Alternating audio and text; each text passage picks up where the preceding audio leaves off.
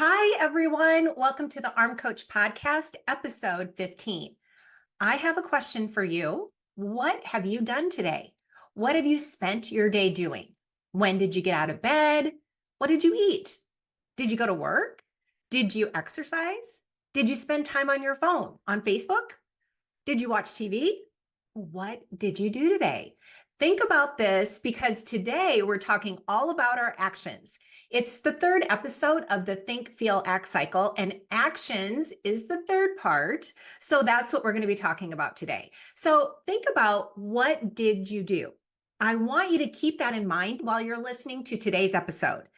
The Think, Feel, Act cycle is the cycle that you have to master if you want to sculpt your arms, or really if you want to change anything in your life.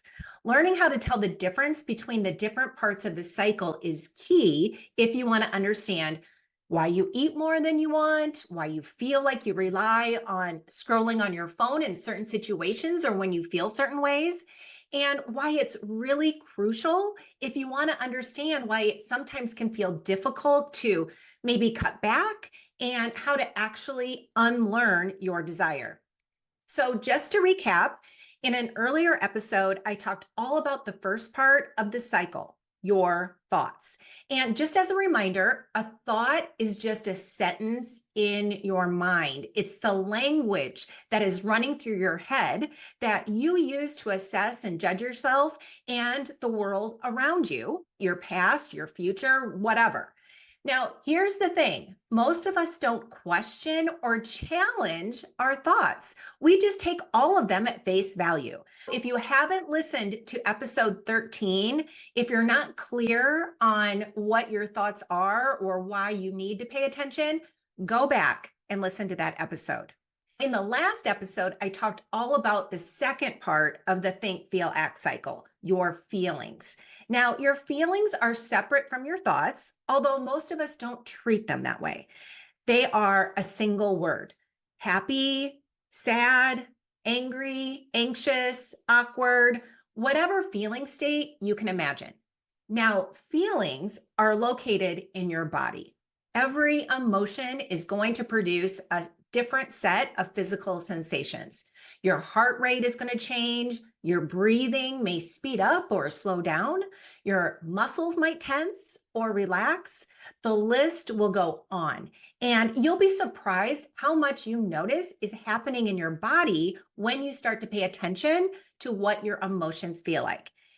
And now, the reason you want to do this, the reason that you want to focus on what an emotion feels like in your body, is to create a little distance. Think about how many times when you're experiencing a negative emotion, you'll often just feel like overcome with it. It will feel so strong, and that there's sort of nothing you can do to rid yourself of it. You want to create a little distance because that distance allows you to be curious about the emotion. It allows you to be curious about what exactly you're feeling. That's not what most of us do. Most of us feel anxious or stressed or awkward or lonely, and we immediately decide that we have to change how we feel. And when that doesn't work, when we can't immediately change how we feel, then we start looking to our external environment to find things to try to cover up how we feel, i.e., ice cream and screen time. So, really understanding your emotions in a new way, understanding how they are different from your thoughts, how they manifest in your body, that is going to help you so much if you want to unlearn the desire to overeat or skip weightlifting. Now, let me just say, all of your feelings are way more tolerable than you think. So you can go back and listen to the last episode if you want to brush up on that. But today we are talking about the third part of the Think, Feel, Act cycle. We're talking about your actions. So in other words, why you do the things that you do in your life. Look, the cycle is always at work in the background of your mind, and most of us have no idea. I'll tell you that for years, I thought I felt crappy and anxious all the time for two main reasons. One, I wasn't satisfied with who I was as a person. And because of this, I was in this constant battle to fix myself and to improve myself and to make myself better. And two, I thought that I felt crappy and anxious all the time because of everything that was happening in the world around me. My job was too stressful, and my relationship was up and down, and I was struggling with money. And I had all these reasons that I could point to in my external environment for why I felt the way I did. But the think, feel, act cycle tells us something different. It tells us that we never feel anything until we think a thought first. Our thoughts are what create how we feel, not who we are, not what's happening around us. And also that we never take an action. We never do things before we feel an emotion. All right, so let's dive in. Now, I know that if you're listening, you probably just want to know how to sculpt your arms, right? Why you sometimes eat more than you want, why you're not consistent with lifting weights. But here's the thing. If you're truly going to understand the cycle, you need to realize this. Eating more than you want and skipping weight training are not the only actions in your life that sometimes feel like a mystery. I want you to think about this. Think about all the times in your life you have done something or said something and immediately thought, why did I do that? Why did I wait to the last minute to work on a big presentation? Why did I just snap at my partner? Why did I drink so much at dinner? Why did I just hit send on that text message? Why didn't I apply for that job? Why didn't I go to the gym this morning when I promised myself that I would? Why didn't I turn off the TV last night and go to bed at a reasonable time? It's really, really important to remind yourself of this. There are lots of things that you do in your life, lots of actions and inactions, not just your eating and exercise, that can at times feel inexplicable. Reminding yourself of this is so important because if you want to change your arms, you're probably beating yourself up for not having changed them by now. You might even tell yourself that because you're struggling, because you can't just snap your fingers and do it immediately, that there's something wrong with you. So many of us use our struggle as a sign that there is something wrong with us fundamentally as a person. I know this because I did this for so long. I want to be really clear. There is nothing wrong with you if you don't understand why sometimes you eat too much or aren't lifting weights consistently. There is nothing wrong. The only thing that is wrong is that society has drilled this message into our heads that struggle connected to your eating specifically is completely separate from any other struggle that you face in any other part of your life. So if you're skipping the gym, or if you can't put down your phone, or if you can't stop procrastinating, you get the message. Yes, it's kind of hard to change your habits, but if you struggle putting down your fork, if you struggle saying no to another serving, the message you get is totally different. The message you get is then something might be really wrong with you. Something might be really wrong with your brain. And by the way, here's a label that you might want to wear for the rest of your life. It's such a disservice. It really is. All of us, myself included, for a very long time, bought into this idea, this false dichotomy between the world of being separated into normal eaters and food addicts, and there being nothing in between. But it doesn't make any sense, especially when you learn the think, feel, act cycle, and especially when you learn how that cycle applies to everything in your life, including skipping the gym, drinking too much, procrastinating, and yes, eating more than you want. So if you're beating yourself up right now, if you're telling yourself that the fact that you aren't able to sculpt your arms with exercise, you aren't able to change your eating by snapping your fingers, let me just tell you, it just means you haven't yet learned how to apply and understand this cycle. The problem is that no one ever explains to us why we do anything in our life. No one sits us down and says, okay, now that you're old enough to understand and to make decisions and to think on your own, I'm just going to explain to you that there's a really simple reason for why you do or don't do everything in your life. And it's called the think, feel, act cycle. That doesn't happen. No one gets that. No one that I know was sat down and had that conversation. Without this information, we decide that the things we do or don't do are some sort of indication, right? A representation of who we are or our worth as a person. And really, nothing could be further from the truth.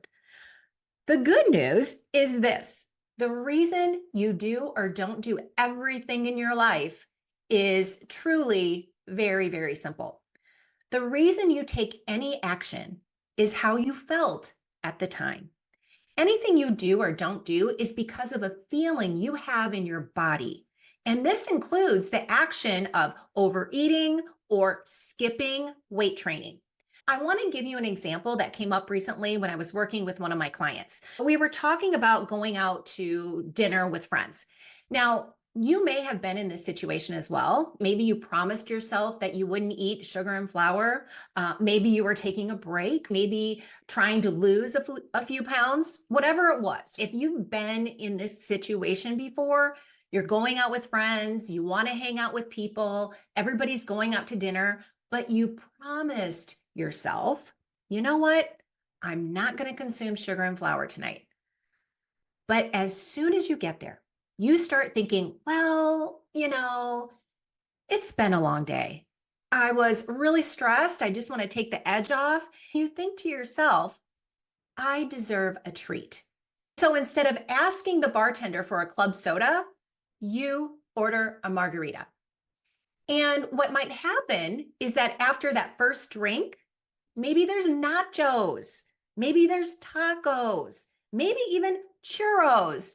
And then before you know it, you wake up the next morning, you've got a hangover, but not only that, you're wondering to yourself, why did I eat all that sugar and flour? Why did I even have that first drink? And when I promised myself that I was going to hang out with people, but I wasn't going to consume sugar and flour tonight.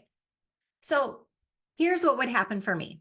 I would say to myself when that would happen, well, I ate those things because I was out with my friends and they were all eating it, or I was at a restaurant and so I was surrounded by sugar and flour, or the margaritas looked really tasty and they were hard to resist. You probably can relate to this. You attribute the action of eating, drinking, and skipping weight training to the circumstances in your life. And what happens is that when we decide that maybe we want to tone our arms, eliminate some arm fat, or we just want to honor our commitments to lift weights, we tell ourselves, okay, well, I need to get away from these circumstances that could potentially make me overeat or skip weight training. I need to stop hanging out with my friends. I need to stop going to restaurants. I need to sequester myself away from food and alcohol. I did this for a really long time. I thought that, all right, I have all this desire that I don't know what to do with, and it's desire that I truly thought was created by my environment. If I wanted to sculpt my arms, if I wanted to cut back on sugar and flour, I needed to get away from the situations that create my desire. But it was kind of terrible because here's the thing. I didn't want to stop socializing with my friends. I didn't want to stop going to parties. I didn't want to stop and say no to every dining event. I didn't want to walk through the world and have this focus all the time of making sure that I was never around certain foods or drink, because God forbid it could create all this desire inside of me. I didn't want that to be my life. And here's the thing, it doesn't need to be. I didn't understand this until I understood the think, feel, act cycle. And once you understand it, you'll see that nothing in your environment causes you to take the action of overeating or not lifting weights. Your actions are not created by your environment. They're created by this cycle. You have a thought, which creates a feeling, which drives your action. So the reason you decided to eat and drink wasn't because you were out with your friends. It wasn't because you were at a restaurant. It wasn't because there was a special on margaritas. The reason you took the action of eating and drinking was because you had a thought like, I deserve a treat. And when you think that thought, it creates a feeling inside of you. It creates the feeling of desire.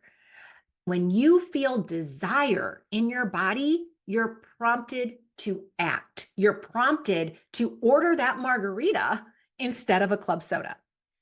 Now, think about this, because it wasn't maybe just that one drink. The reason you ordered nachos was because you had another thought, a thought like, who cares? Or screw it, I'll start again tomorrow.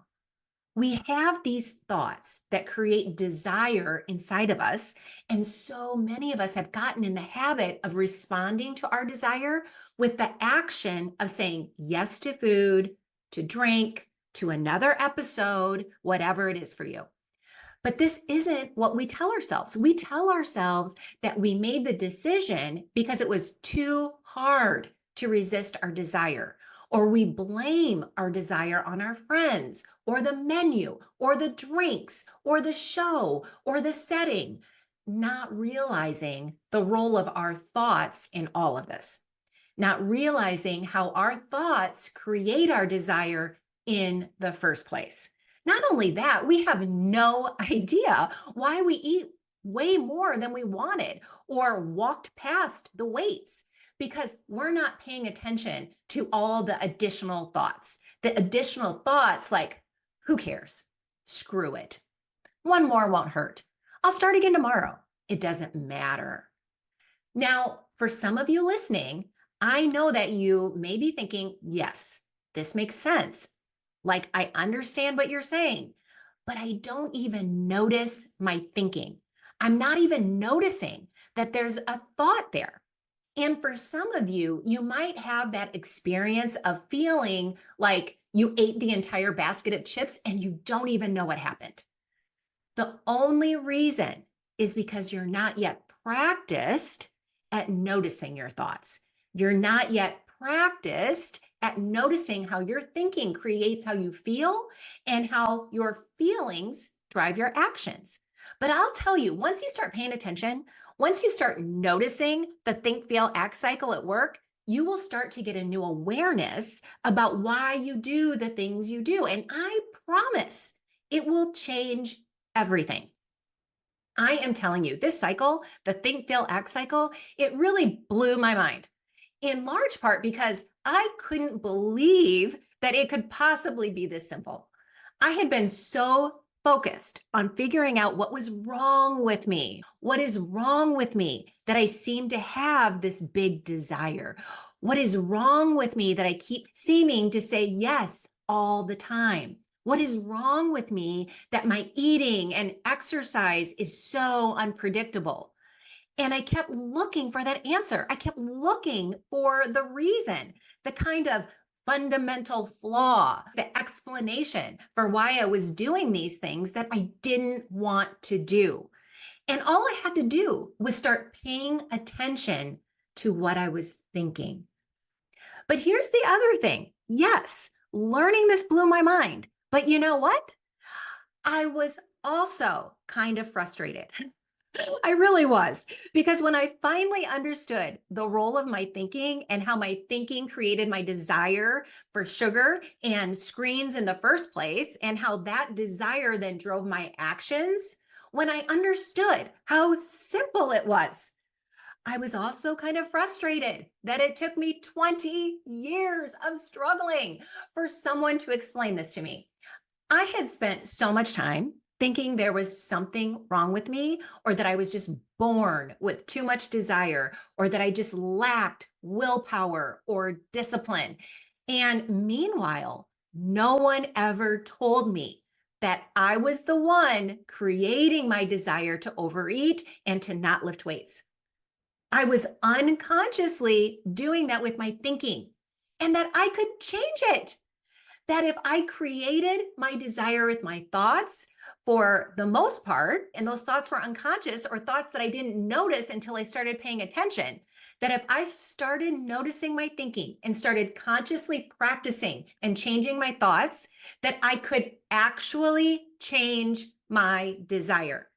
And that I didn't need to sequester myself away from certain foods. I didn't need to not go to restaurants and not hang out with friends and avoid parties. I just needed to pay attention to my thinking in these situations to understand how it was motivating my actions. My desire to overeat or skip weightlifting didn't bubble up from some deep, dark recess inside of me. It was created by what I was thinking about. Now you can see how the action of overeating or skipping weight training doesn't materialize out of thin air. You always feel desire in your body, desire that is created by what you're thinking. So you understand how that works, but I want you to also see how the think, feel, act cycle applies to every action you take in your life, not just the action of eating and exercise. You procrastinated on that presentation because you were feeling overwhelmed. You snapped at your partner because you were feeling angry. You drank too much at dinner because you were feeling deprived. You hit send on that text message too soon because you were feeling impatient. You didn't apply for that job you wanted because you were feeling insecure. You didn't go to the gym this morning because you were feeling defeated. You have to notice the emotions that are driving your actions. If you can notice the feeling that is driving an action, then you can find the thought that is creating how you feel. When you think about it in this way, it's just using the cycle in reverse. You're noticing the action first. What action were you taking? And then asking yourself, how was I feeling in the moment? What emotion drove that action? If you can identify the emotion, then you can start to identify what were you thinking that created the emotion in the first place and touched off the cycle. Here's what I want you to do. I want you to really practice noticing what you're doing or not doing with everything in your life, not just eating and exercise. And then ask yourself how you're feeling in that moment. Can you pinpoint what is the feeling that is driving the action? Pay attention to these actions. Pay attention to how you're feeling before and understand that no matter what you feel, no matter what emotion it is, you can always look for the thought that's creating it. This is going to help you understand everything in your life so much better. But more importantly, it's really going to help you finally feel like some of those actions, some of those things you do that feel mysterious and that you can't solve, it feels like you can't understand. They're going to start to make sense. But you have to have this framework of the think, feel, act cycle in order to make sense of it and in order to finally change it and sculpt your arms. All right, that's it for today. And I will see you all next week.